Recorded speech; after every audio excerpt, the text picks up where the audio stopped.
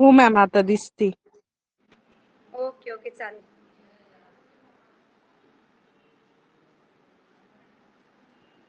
ज्याला network problem आहे ना त्याला आवाज पण नसेल येत आणि त्याला स्क्रीन पण नसेल दिसत, लक्षात ठेवा. आता आपण लेक्चर स्टार्ट करूयात. ओके, रेकॉर्ड करते मी लेक्चर.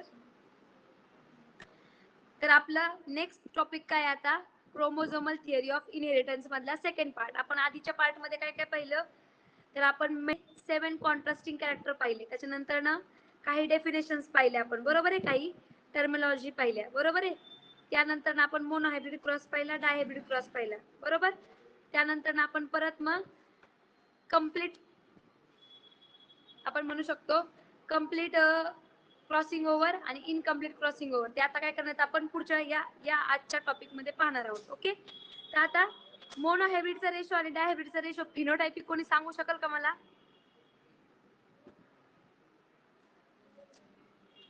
मोनोहायब्रिड आणि डायहायब्रिडचा फिनोटायपिक रेशो मला कोणी सांगाल का? 1:1. 1:2:1 कोणता आहे? जिनोटायपिक आहे का फिनोटायपिक आहे? Phenotypic. No, that is genotypic ratio. लक्षात ठेवा, मोनोहायब्रिडचा फिनोटायपिक रेशो आहे 3:1 आणि जिनोटायपिक रेशो आहे 1:2:1 आणि डायहायब्रिडचा रेशो आहे 9:3:3:1. हा फिनोटायपिक रेशो आहे आणि जिनोटायपिक 121 412 121 असा लक्षात ठेवा. 1:2:2 1:4:2 1:2:1 असा रेशो आहे पूर्ण. हा लक्षात ठेवावं लागणार तुम्हाला. आणि आता आपल्याला पुढचा टॉपिक आज बघायचा आहे, क्रोमोझोमल थिअरी ऑफ इनहेरिटन्स. बघा, ग्रिगोरो मेंडेल जो काही मेंडेल होता त्यांनी इनहेरिटन्सच्या ट्रेड बद्दल आपल्याला सांगितलं आणि कधी वर्क केले त्यांनी 1866 मध्ये. त्यांनी जे वर्क केलं त्याच्या वर्क वरती ऑब्झर्वेशन कोणी केलं? सुटन अँड बोवरी या दोन सायंटिस्टनी केलं आणि त्यांनी कन्सेप्ट मांडली, थिअरी मांडली इनहेरिटन्स. म्हणजे काय, मेंडेलनी तर शोध लावलाच पण त्याच्या शोधाचा स्टडी कोणी केला? सुटन अँड बोवरी या शास्त्रज्ञाने. आणि नंतर त्यांनी कन्सेप्ट मांडली थिअरी ऑफ इनहेरिटन्स. त्यानंतर पुढचा टॉपिक आहे आपला क्रोमोझोम. क्रोमोझोम मीन्स काय? क्रोमो म्हणजे कलर आणि सोम म्हणजे काय? बॉडी. क्रोमोझोम म्हणजे कलर्ड बॉडी, लक्षात ठेवा. Each metaphase chromosome varies from 0.1 to 33 μm in length and 0.2 to 3 μm in thickness. आता तुम्हाला माहिती आहे, आपला जेव्हा क्रोमोझोम डिवाइड होतो तेव्हा प्रोफेज, मेटाफेज, एनाफेज, टेलोफेज घडतं. जसं की मायटोसिस आणि मिओसिस घडतं, बरोबर आहे. मायटोसिस आणि मिओसिस कोणत्या कोणत्या सेल मध्ये घडतं सांगता येईल?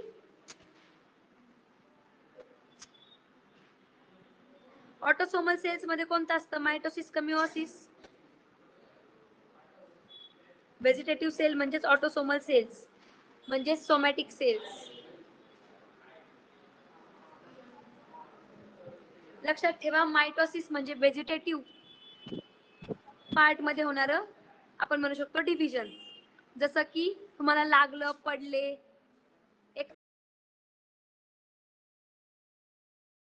लागल्यावरती आपलं काय होतं, कापल्या गेलं, समजा एक्झाम्पल कापल्या गेलेच धरू आपण, तुमचं बोट वगैरे काही कापल्या गेलं तर तुमची स्किन जी आहे इथं काय झाली, डॅमेज झाली. मग त्या डॅमेज झालेल्या स्किनला रिपेअर करायचं काम कोण करतं?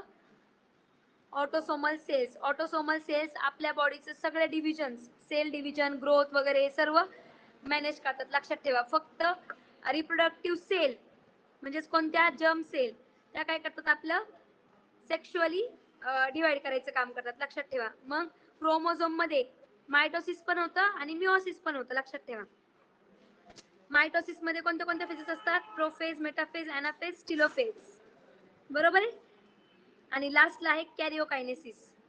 तसंच मिओसिस मध्ये सुद्धा असतं. पहिलं असतं डिप्लोटीन, पाचेटीन, झायगोटीन, बरोबर. हे असं आठवते का काही? 11वीला होतं तुम्हाला सेल डिव्हिजन चॅप्टर मध्ये.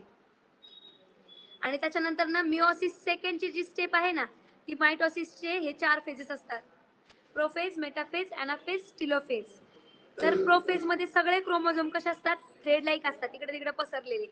मेटाफेज मध्ये काय होतात, सगळे मिडलला येऊन अरेंज होतात. प्रोफेजला पसरलेले, मेटाफेजला मिडलला अरेंज, अनाफेजला अपोजिट टू इच अदर, आणि टिलोफेजला काय होतात, दोन नवीन सेल्स फॉर्म होतात आणि नंतर त्या सेपरेट होतात. असं हे क्रोमोझोमची डेव्हलपमेंट लक्षात ठेवा. प्रोफेज मध्ये थ्रेड लाईक, मेटाफेज मध्ये मिडलला, अनाफेज मध्ये अपोजिट आणि टिलोफेज मध्ये टू सेल्स फॉर्म. मग मेटाफेज जे आहे त्याच्यामध्ये क्रोमोझोम्स काय असणार आहेत, मिडलला अरेंज असणार आहेत. जेव्हा क्रोमोझोम्स मिडलला अरेंज असतात तेव्हा ते आपल्याला क्लिअरली दिसणार आहेत. मग तुम्हाला विचारू शकतात, in which stage chromosome seen clearly, तर मेटाफेज. लक्षात ठेवा. आणि तुम्हाला जर विचारलं त्याची लेंथ किती आहे, तर 0.1 टू 33 म्यूएम, आणि जर थिकनेस विचारली जाडी, तर 0.2 टू 2 म्यूएम. हे लक्षात ठेवा. पुढचं आहे फ्लॉइडी. फ्लॉइडी ह्या कन्सेप्ट आहेत, डेफिनेशन आहेत थोडक्यात. फ्लॉइडीचे दोन टाइप्स आहेत, युप्लॉइडी अँड अॅनिप्लॉइडी. ओके, आवाज येतोय माझा? हो मॅम. समजतंय ना व्यवस्थित काय सांगते मी?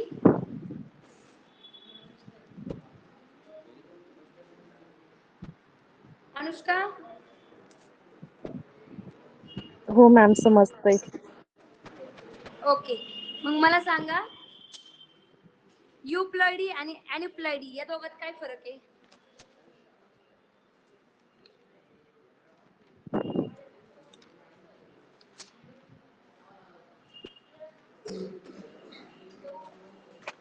पॉलिप्लॉइडी म्हणजे काय सगळ्यात महत्त्वाचं? पॉलिप्लॉइडी म्हणजे काय?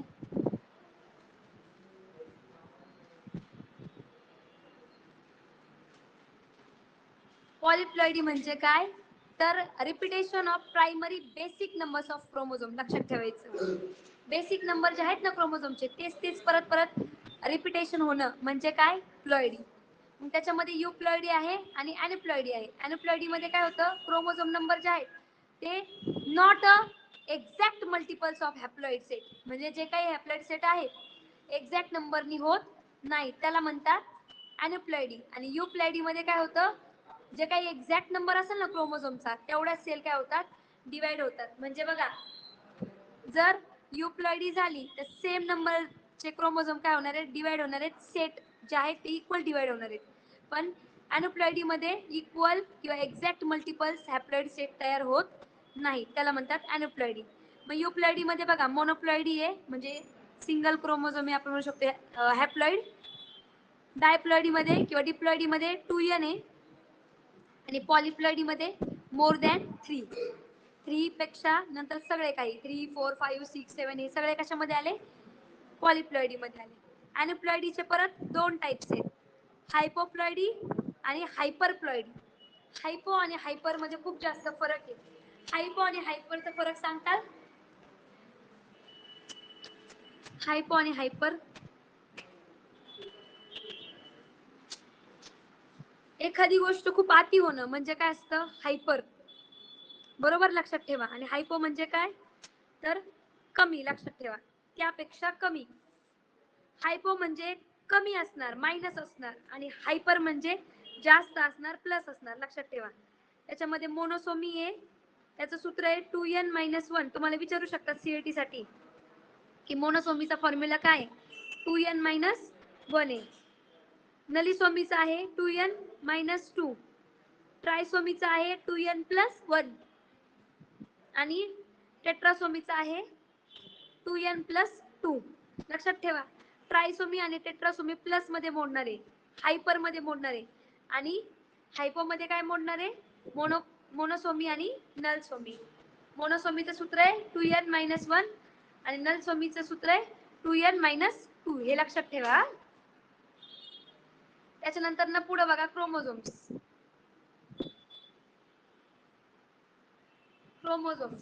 क्रोमोझोम जर पाहिले आपण तर आपल्यामध्ये टोटल क्रोमोझोम्स किती असतात, 46 सिंगल क्रोमोझोम मध्ये, आणि पेअर मध्ये किती असतात, 23 पेअर्स असतात. बरोबर आहे.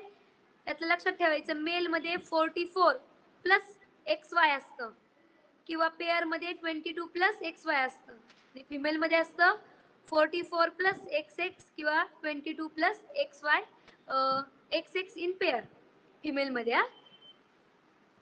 आता लक्षात ठेवा 44 किंवा 22 जे आहेत ना ते तुमचे ऑटोसोमल क्रोमोझोम्स आहेत. लक्षात ठेवा ऑटोसोमल क्रोमोझोम्स म्हणजेच सोमॅटिक सेल किंवा व्हेजिटेटिव्ह सेल आणि XY किंवा XX आहेत ना ते रिप्रोडक्टिव्ह क्रोमोझोम्स आहेत किंवा आपण म्हणू शकतो जर्म सेल्स आहेत. ते लक्षात ठेवायचं. मग एक्स क्रोमोझोम जो आहे तुम्हाला येऊ शकतं सीईटी ला. X chromosome is longer than Y chromosome. X chromosome is shorter than Y chromosome. Both chromosome length are same आणि ऑल ऑफ दिस किंवा नॉन ऑफ दिस किंवा अजून काहीतरी असा प्रश्न येऊ शकतो. मग लक्षात ठेवायचं एक्स क्रोमोझोम लॉंगर असतो वाय क्रोमोझोम पेक्षा. वाय क्रोमोझोम कसा असतो छोटा असतो as compare to X chromosome. त्यानंतर क्रोमोझोम जर पाहिले आपण तर क्रोमोझोमचे शेप येतं. आता तुम्हाला शेपवर प्रश्न कसा येईल माहितीये का. इकडे जे शेप देतील आय शेप देतील एल देतील आणि व्ही देतील शेप आणि इकडे त्याच्या लेफ्ट साइडला शेप देतील आणि राईट साइडला काय करतील त्याचे पर्याय देतील किंवा राईट साइडला पर्याय देतील लेफ्ट साइडला शेप देतील आणि विचारतील कोणता करेक्ट आहे. हे सुद्धा येऊ शकतं. त्यामुळं मी असं लिहून दिलेलं तुम्हाला लक्षात ठेवायचंय. जर जेप शेप असन जे शेप तर ॲक्रोसेंट्रिक. क्रोमोझोम जर जे शेपचा असेल तर ॲक्रोसेंट्रिक. क्रोमोझोम जर आय शेपचा असेल तर टिलोसेंट्रिक आणि जर क्रोमोझोम एल शेपचा असेल तर सबमेटासेंट्रिक आणि क्रोमोझोम जर व्ही शेपचा असेल तर मेटासेंट्रिक. इथपर्यंत कळालं. हो मॅम.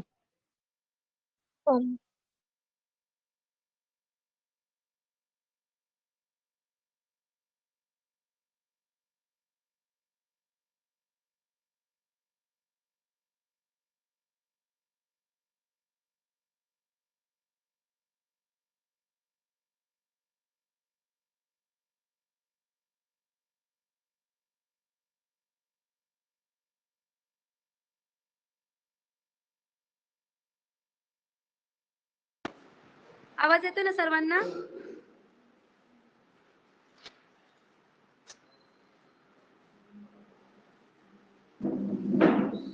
तर मग मला सांगा जर मी म्हटलं की क्रोमोझोमचा जे शेप आहे तर कोणता असेल क्रोमोझोम सांगा जे शेपचा.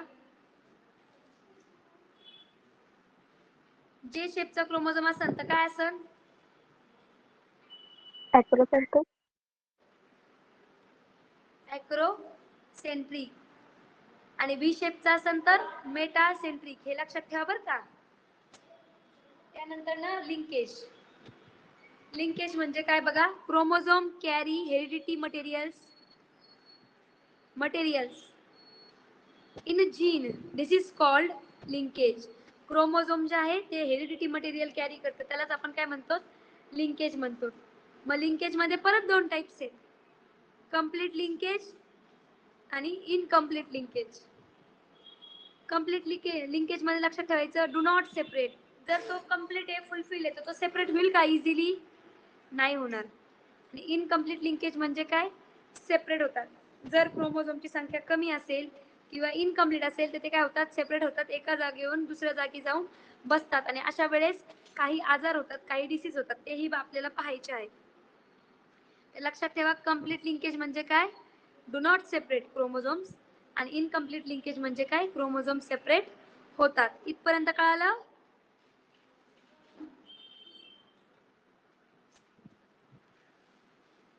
राज समजले का.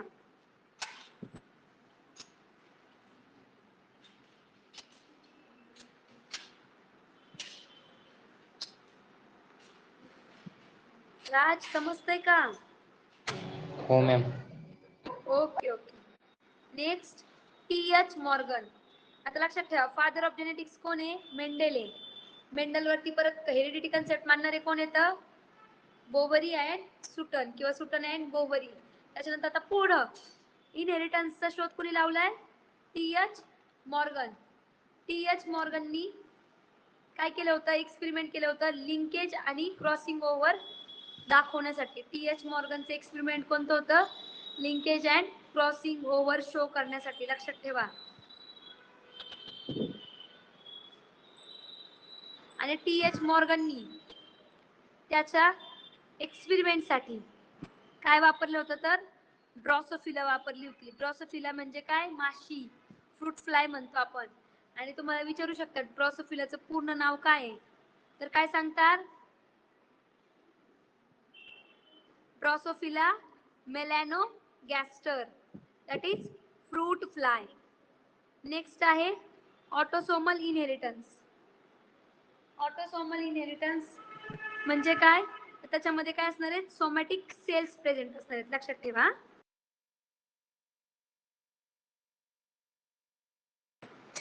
मी आतावरती तुम्हाला सांगितलं ऑटोसोमल सेल्स म्हणजे काय किंवा ऑटोसोमल इनहेरिटन्स, आणि रिप्रोडक्टिव्ह सेल सांगितल्या किंवा जर्म सेल म्हणू शकतो आपण. जर्म सेल सांगितले. दोघांमधला फरक सांगा बरं. जर्म सेल आणि सोमॅटिक सेल किंवा रिप्रोडक्टिव्ह सेल आणि ऑटोसोमल सेल, या दोघांमध्ये काय फरक आहे?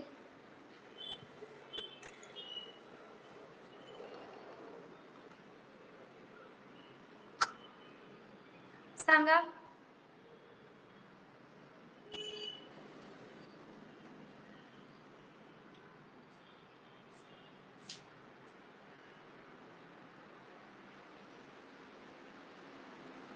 ऑटोसोमलचा अर्थ काय सांगितलं मी पोरांना आता तुम्हाला? राज सांग बरं, ऑटोसोमलचा अर्थ काय सांगितला? एक मी ऑटोसोमल सांगितलंय आणि दुसरं सांगितलंय जर्म सेल किंवा रिप्रोडक्टिव्ह सेल असं सांगितलेलं. मग ऑटोसोमलचा अर्थ सांगा काय?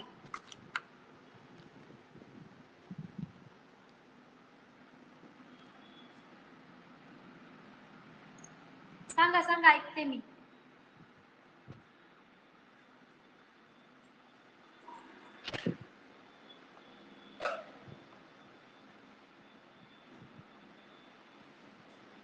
ऑटोसोमल म्हणजे कोणते?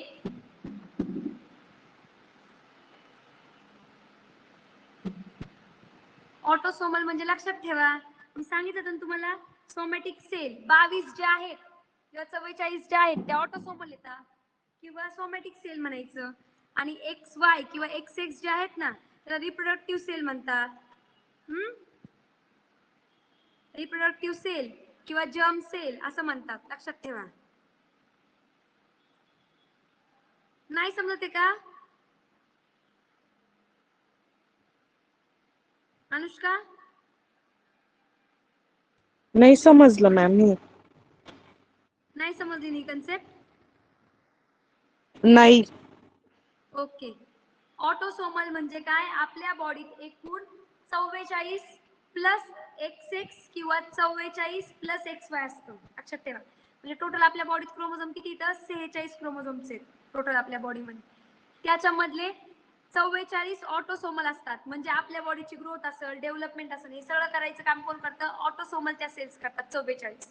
आणि राहिलेलं एक्स वाय किंवा एक्स एक्स असेल ना, ते आपलं कॅरेक्टर, आपण मेल आहे का फिमेल आहे हे ठरवायचं काम करतात. आता कळालं का? हो. ऑटोसोमल सेल्स काय करतात सांगा? काय सांगितलं मी ऑटोसोमल सेल्सचं? ऑटोसोमल सेल्स बॉडीची ग्रोथ डेव्हलपमेंट साठी वापरले जातात. मी तुम्हाला सांगितलं ना, हाताला लागलं कापलं तर तिथं परत भरती ना ती जखम, का तशीच राहते कायमस्वरूपी? भरती ना ती जखम. That is autosomal cells work it. तिथं जाऊन वर्क करतात त्या. आणि ऑटोसोमल सेल्स त्याला काय करतात? कव्हर करून टाकतात किंवा आपण म्हणू शकतो क्युअर करतात. त्याच्यानंतर ना रिप्रोडक्टिव्ह सेल जे आहे त्या एक्स एक्स किंवा एक्स वाय असतात, त्याला जर्म सेल सुद्धा म्हणतात किंवा sex cell, reproductive cell, germ cell हे त्याच्यासाठी नाव आहे. कोणासाठी? एक्स एक्स किंवा एक्स वाय साठी. ठीक आहे. आणि दुसरं ऑटोसोमल साठी नाव आहे सोमॅटिक सेल किंवा व्हेजिटेटिव्ह सेल, लक्षात ठेवा. त्याच्यानंतर ना जर ऑटोसोमल इनहेरिटन्स झाला तर त्या पर्सन मध्ये विडोस्पिक होतं. विडोस्पिकचा अर्थ काय सांगता येईल कोणाला? विडोस्पिक काय आहे? विडोस्पिक सांगा बरं कोणीतरी.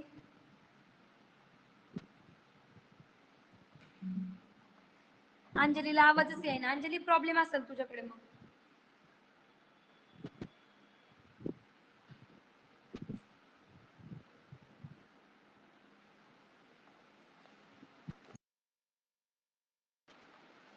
सांगा विडोस्पीक म्हणजे काय? राज, विडोस्पीक म्हणजे काय माहिती का? मॅम वी शेप असते ते. Correct correct. हे जे आपलं फोरहेड आहे ना, हे डोकं, इथं जर व्ही शेप तयार झाला असं व्ही शेप, दॅट इज विडोस्पीक.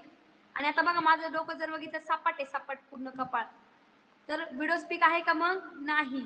लक्षात ठेवा, वाटलंच तर मी तुम्हाला दाखवते पण. तुमच्या बुक मधलं पेज नंबर 61, विडोस्पीक पर्सन बघा कसं असतं, त्याच्या डोक्याला बघा कसं असणार. आणि नॉन विडोस्पीक बघा प्लेन असणार कपाळ. ज्याचं प्लेन कपाळ त्याला विडोस्पीक नसणार. आणि विडोस्पीकचा अर्थ कपाळाचा इथे व्ही शेप तयार होतो, लक्षात ठेवा. आणि पुढचं आहे फिनाइल कीटोन्युरिया, PKU. याच्यामध्ये काय होतं? It is an inborn metabolic disorder. तुम्ही जन्मल्यानंतर ना इनबॉर्न हा मेटाबॉलिक डिसऑर्डर आहे, due to recessive autosomal genes. Autosomal genes मुळे काय होतं? हा आजार होतो. त्याच्यामध्ये काय होतं बघा, when recessive genes are present in homozygous condition, phenyl alanine hydroxylase enzyme is not produced. तुम्हाला विचारू शकतात PKU मध्ये कोणता एन्झाईम सिक्रेट होत नाही, तर काय त्याचा आन्सर? फिनाइल ॲलिनाइन हायड्रॉक्सिलेज हा एन्झाईम रिप्रोड्यूस किंवा आपण म्हणू शकतो सिक्रेट होऊ शकत नाही. This enzyme is essential for conversion of amino acid phenylalanine into tyrosine. लक्षात ठेवायचं, फिनाइल ॲलेनिनचं काम काय आहे? तर त्याचं रूपांतर कशात करणे? अमायनो ऍसिडचं ट्रायोसिन मध्ये करणे, हे त्याचा रोल आहे, लक्षात ठेवा. आणि जर त्या पर्सनला तो आजार झाला तर ते काम किंवा ते वर्क होत नाही. त्यानंतर it is affect development of brain and causes mental retentions. म्हणजे ब्रेनला पण काय करतं? डेव्हलपमेंटला अफेक्ट करतं. आणि हा डिसीज काय म्हणून ओळखला जातो? म्हणूनच फिनाइल कीटोन्युरिया म्हणून ओळखला जातो, हे लक्षात ठेवा. त्याच्यानंतर पुढे आहे sex linkage inheritance. Sex linkage दोनच आहेत, एक आहे एक्स क्रोमोझोम आणि दुसरा आहे वाय क्रोमोझोम. लक्षात ठेवा, आपल्या बॉडीत एक्स आणि वाय क्रोमोझोम. तर वाय क्रोमोझोम हा डॉमिनंट असतो आणि एक्स क्रोमोझोम काय आहे? रिसेसिव्ह आहे. ज्याच्याकडे सेम सेम कॅरेक्टर आहे तो काय आहे? रिसेसिव्ह. आणि ज्याच्याकडे दोन डिफरंट कॅरेक्टर आहे तो काय झाला? डॉमिनंट. म्हणजे मेल जो क्रोमोझोम देईल त्याच्यावरती डिपेंड असणार की सन असणार आहे का डॉटर असणार आहे. लक्षात ठेवा, मेल वरती टोटल डिपेंड असणार. वाय लिंकेजलाच काय म्हणतात? हॉलँड्रिक. त्याच्यामध्ये एक्झाम्पल आहे कलर ब्लाइंडनेस आणि हिमोफिलिया. तुम्हाला माहिती ना, कलरचा ब्लाइंडनेस म्हणजे कलर त्या पर्सनला काय होत नाही, आयडेंटिफाय होत नाही, त्याला कलर ब्लाइंडनेस म्हणतात. माहिती काय? आणि हिमोफिलिया, हिमोफिलिया विकनेस होतो त्या पर्सनला. हिमोफिलिया पण माहिती का? Haemophilia x linkage recessive disorder आहे in which blood is fails to clot a coagulation very slow. The genes is normal. The genes is normal clotting are dominated over the recessive genes for hemophilia. The person having recessive genes for hemophilia is a deficiency in a clotting factors of in blood. Clotting करणे म्हणजेच काय? आपण म्हणू शकतो blood clotting. बघा, जसं की लागलं, दुखलं, पडले, रक्त निघतं. रक्त थांबतं नाही ठराविक पोझिशनला जाऊन, किंवा आपण म्हणू शकतो ठराविक स्टेटला जाऊन ते रक्त थांबतं निघायचं, बरोबर आहे. समजा एखाद्याचं डोकं फुटले तुटक्यात किंवा लागले, कोचबीस पडलेली, रक्त निघून निघून निघून मग काय होतं? शेवटला प्लेटलेट्स निघतात, व्हाईट व्हाईट व्हाईट सबस्टन्स निघतो, प्लेटलेट्स निघतात आणि रक्त काय होतं? थांबतं. पण ज्या पर्सनला हा आजार असेल त्याच्यामध्ये काय होतं? ब्लिडिंग काय होती? स्लोली होती, किंवा आपण म्हणू शकतो ब्लिडिंग कॉग्युलेशन काय होतं? स्लो होतं. म्हणजे रक्त वाहत जास्त वाहिलं जातं, त्याला पटकन गोठल्या जात नाही. तुम्ही जर बघा ना, पडले बिडले तर लगेच तिथे थोड्या वेळात आहे ना तिथं असं सगळं सुकून जातं दुखलेलं, म्हणजे जे काही दुख आहे तुमचं रक्तनी वगैरे, आणि ते पूर्ण कोरडं पडतं. आणि जर तिथं ओलावा वगैरे राहिला तर मग ते पस तयार होतो. हे तुम्हाला माहिती का?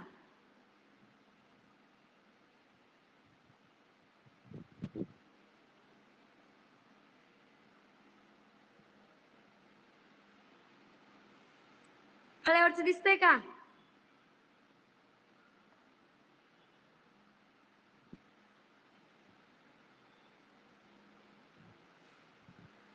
सर्वांना फळ्यावरचं दिसतंय का?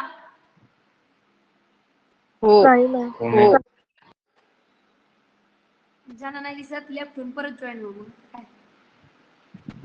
आता ह्युमन बीइंग्स मध्ये सेक्स डिटर्मिनेशन बघा, फिमेल ही रिसेसिव्ह असणारे, मेल डॉमिनंट असणारे. म्हणजे फिमेलनी कोणतेही कॅरेक्टर दिले ते फिमेल काय राहणार आहे, रिसेसिव्हच राहणार आहे, हे का नाही? कारण तिच्याकडे same same x x character आहे. आणि मेल काय आहे, एक्स वाय, त्याच्यामुळे मेल डॉमिनंट असणार आहे. मग बघा, जर फिमेलनी एक्स घेतला आणि मेलनी पण एक्स दिला तर काय होतं, गर्ल होतं. आणि फिमेलनी एक्स दिला आणि मेलनी वाय दिला तर काय होतं, बॉय होतो. हे पॉसिबिलिटी दाखवली. पण बर्ड जे आहेत ना त्यांचं आपल्या अपोजिट असतं. बर्ड मध्ये फिमेल जी असते ना ती ZW असते आणि मेल जो असतो ना तो ZZ असतो बर्ड्स मध्ये, लक्षात ठेवा. आणि तसंच हनीबी मध्ये फिमेल किती असतात, क्रोमोझोम नंबर 32, आणि मेलचा क्रोमोझोम नंबर किती असतो, 16 असतो, लक्षात ठेवा. फिमेलनीच रिप्रोडक्शन केलं, मेल तयार केला हॅप्लॉइड, तर एक मेल तयार होऊ शकतो. आणि फिमेल आणि मेल हॅप्लॉइड कॅरेक्टर एकत्र आले तर परत काय तयार होती, फिमेल तयार होती. इथपर्यंत कळालंय का? परत काही सांगायचंय विचारा.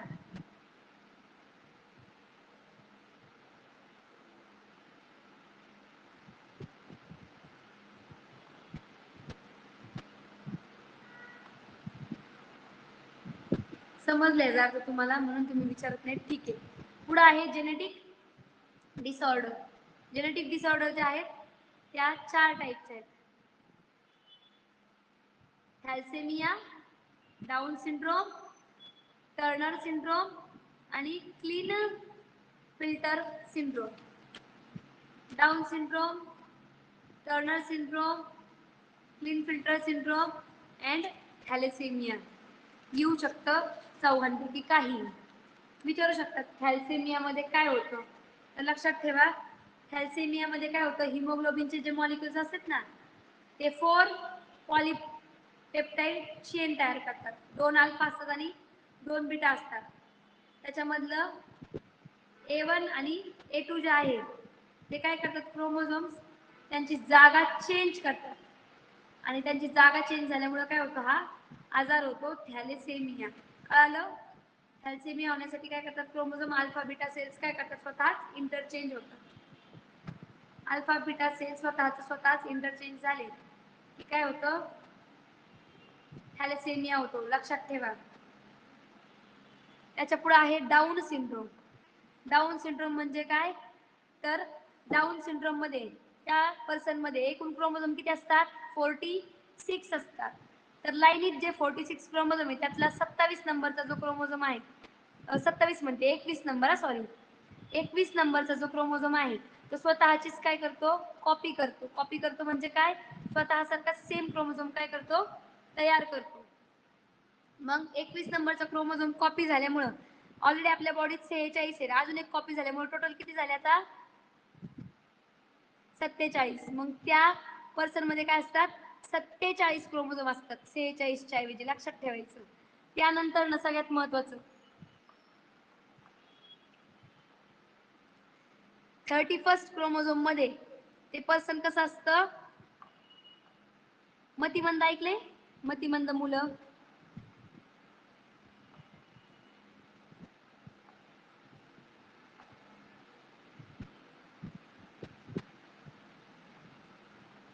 मतिमंद मुलं ऐकले का? हो मॅम. ओके. टर्नर सिंड्रोम मध्ये काय होतं, मतिमंद मुलं तयार होतात, लक्षात ठेवायचं. 21 नंबरचा क्रोमोझोम स्वतःसारखीच कॉपी करतो आणि 46 च्या ऐवजी त्या पर्सनच्या बॉडीमध्ये 47 काय सापडतात, क्रोमोझोम सापडतात. त्यानंतर न या डाऊन सिंड्रोम मध्ये ते पर्सन जे असतात त्यांचे पाल जे असतात ते सपाट असतात. फोर हेड कसं असतं, सपाट असतं. त्याच्यानंतर सलायवा सिक्रेट करतात ते, त्यांना खूप लाळ वगैरे गळती. असे जे पर्सनचे कॅरेक्टर आहेत ते म्हणजे काय, डाऊन सिंड्रोम, लक्षात ठेवा. त्याच्यानंतर टर्नर सिंड्रोम. टर्नर सिंड्रोम जो आहे तो XOA म्हणजे जी फिमेल असते ना, फिमेल तिच्यामध्ये काय असतात, 2 एक्स कॅरेक्टर असतात, पण एक एक्स कॅरेक्टर काय तिच्यामध्ये अब्सेंट आहे. म्हणजे 46 च्या ऐवजी किती क्रोमोझोम्स आहेत त्या फिमेल मध्ये,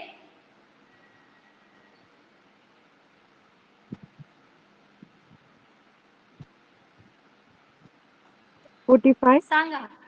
45 करेक्ट. 40. 46 च्या ऐवजी किती असतात, 45 असतात. म्हणजे ती फिमेल असती, पण ती फिमेल फर्टाईल नसती, स्टराईल असती. स्टराईलचा अर्थ ती रिप्रोडक्शन करू शकत नाही आणि फर्टाईलचा अर्थ रिप्रोडक्शन करणारी. मग त्या फिमेल मध्ये जर XO असेल, एक जो एक्स क्रोमोझोम आहे तो अब्सेंट असेल, तर लक्षात ठेवायचं त्या फिमेलला स्टराईल फिमेल म्हणतात. त्या फिमेल मध्ये वेल डेव्हलपमेंट नसती ऑर्गन्सची. त्याच्यानंतर ओव्हरीज रिलीज होत नाहीत, मेन्स्ट्रुअल सायकल स्टार्ट होत नाही त्या फिमेल मध्ये. त्याच्यानंतर ना तिची हाईट जी आहे ती शॉर्ट असती, नेक वेब्ड असती आणि चेस्ट पुअरली डेव्हलप असतं. म्हणजे फिमेलच असती पण तिचे ऑर्गन्स काय असतात, पुअरली डेव्हलप असतात टर्नर सिंड्रोम मध्ये. मला थर्ड जेंडर माहिती आहेत का, त्यांचं एक्झाम्पल आहे टर्नर सिंड्रोम आणि क्लीन फिल्टर सिंड्रोम. हे 2 एक्झाम्पल्स आहेत त्याचे. टर्नर सिंड्रोम मध्ये पण ती फिमेलच असती, पण ती फिमेल नसती. तिचे रिप्रोडक्टिव्ह पार्ट्स डेव्हलप झालेले नसतात, तिचे ऑर्गन्स पण वेल डेव्हलप नसतात सगळे. ठीक आहे, दॅट इज टर्नर सिंड्रोम. आणि लास्ट आहे clean filter syndrome. Klinefelter syndrome मध्ये काय होतं, मेल असतो, मेल मध्ये एक एक्स क्रोमोझोम काय होतो, एक्स्ट्रा येऊन जातो. आणि मग त्याच्यामध्ये 46 च्या ऐवजी क्रोमोझोम किती होतात अनुष्का, 47. 47 क्रोमोझोम होतात. करेक्ट. जेव्हा त्या फिमेल मध्ये 47 क्रोमोझोम येतात आणि शेवट आलेला फिमेल सारखा असतो, तेव्हा तो मेल काय करतो, फिमेल सारखं बिहेव करतो. तो मेलच असणार, त्याचे ऑर्गन्स पण मेल सारखेच असणार, पण त्याचं वागणं फिमेल सारखं असणार. तो पण काय असणार, स्पर्मॅटोजेनेसिस वगैरे त्याच्यामध्ये होणार नाही. त्याच्यानंतर ना तो मेल फर्टाईल नसणार आहे, तो स्टराईल असणार आहे. त्याचे सर्व ऑर्गन्स वेल डेव्हलप झालेले नसणार आहे. त्याचा आवाज कसा असणार आहे, हराश, कर्कश, किंवा आपण म्हणू शकतो हो घोगरा, घोगरा आवाज असणार त्या मेलचा. ओके, हे झाले मेलचे कॅरेक्टर. आणि आता धडा काय होतोय, संपतो. मला तुम्ही सांगा आता एवढ्या अख्ख्या ह्याच्यातलं काय नाही समजलं, मी समजून सांगते. हा पूर्ण फळ आहे थोडक्यात दाखवलेला. आता त्यातलं काय नाही समजलं सांगा. इकडे बघून घ्या पहिले, याच्यामध्ये बघा 2 मिनिटं काय वाटतंय. काय वाटलं तर मला विचारा. त्याच्यानंतर इकडे बघा,